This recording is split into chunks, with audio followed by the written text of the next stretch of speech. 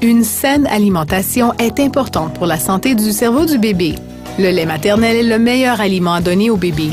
Il contient tous les nutriments dont a besoin votre bébé.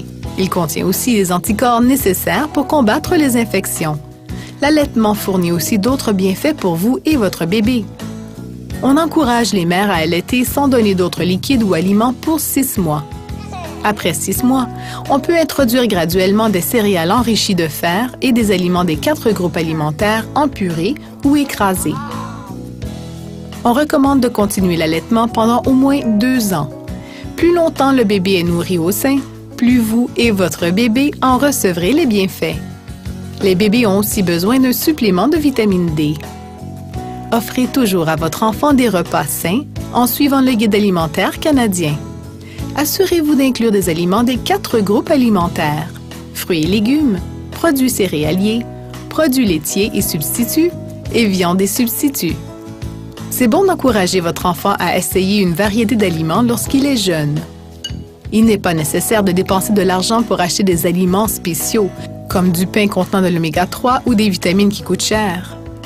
Soyez un bon modèle lorsque vous mangez. Votre enfant suivra votre exemple. Faites-le participer à la préparation des repas et rendez cela agréable. C'est une bonne façon de lui faire prendre de bonnes habitudes. Il en viendra à apprécier les mets nutritifs faits à la maison et l'heure des repas. Les aliments transformés ne contiennent pas tous les nutriments qu'on trouve dans ceux qui sont fraîchement cuisinés. Évitez de servir des aliments transformés.